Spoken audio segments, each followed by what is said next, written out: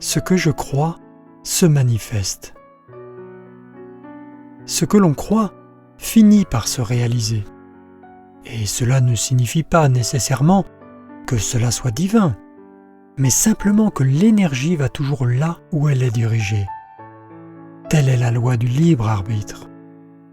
Ainsi, une personne, même spirituelle, peut se tromper de chemin, mais néanmoins recevoir des résultats et ainsi la conforter dans l'illusion de ses choix.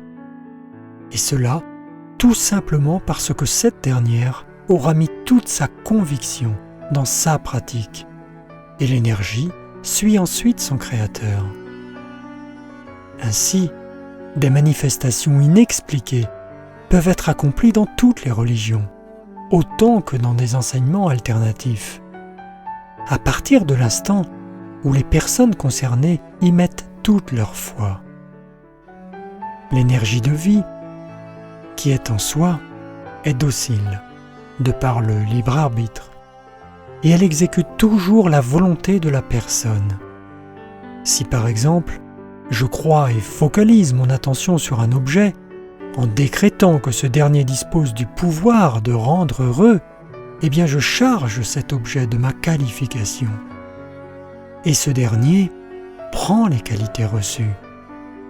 Je pourrais ensuite dire que cet objet me porte chance, mais cela ne voudra pas dire pour autant que cet objet est divin et doit être adoré, car il n'est, en fait, que le fruit de ma projection.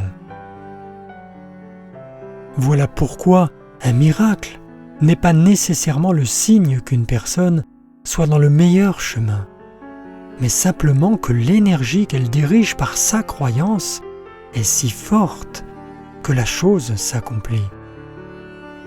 C'est pour cela qu'il n'est pas si simple de savoir où se diriger en ayant conscience de ce qui précède, car ce n'est pas une expérience vécue, miraculeuse ou extraordinaire, qui validera forcément que la voie empruntée est viable. Dans le même sens, une personne religieuse, ou suivant un enseignement spirituel alternatif, pourra également avoir des résultats merveilleux, puisque cette dernière croit en Dieu, et que la lumière de Dieu se manifeste en toute personne sincère qui lui accorde tout son amour. Et comme déjà précisé, cela ne signifie nullement que cette personne soit dans le chemin spirituel le plus juste, celui qui lui apportera la véritable connaissance, qui la libérera de ses chaînes. Ainsi, pour savoir si un chemin spirituel est valable, chacun devrait expérimenter les rituels proposés, avec ouverture d'esprit bien entendu, mais aussi avec sagesse, sérénité et objectivité, sans la moindre forme de fanatisme, pour ensuite lui donner une accréditation intérieure ou non. C'est pour cela que le fil entre l'illusion autocréée et ce qui est réel est mince, et ce ne sont que les personnes dotées d'une bonne capacité d'auto-analyse qui auront la finesse du discernement et l'intuition de s'engager sur le bon chemin. Bien entendu, il est possible d'extrapoler et de dire que tous les chemins sont bons.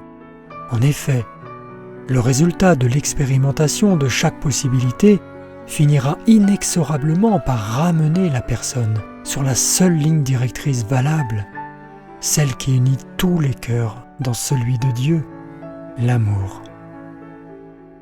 Il est en effet des signes ressentis dans tout son être qui indiqueront toujours la bonne direction. Son amour inconditionnel pour toute l'humanité, l'esprit de service, la gentillesse et la douceur de ses mots, ses bonnes intentions, etc. Seules ces merveilleuses qualités exprimées chaque jour nous révèlent en retour notre véritable identité spirituelle et indiquent que nous sommes, sans le moindre doute, sur la merveilleuse voie de la lumière. Chris Monclar pour parolevivante.fr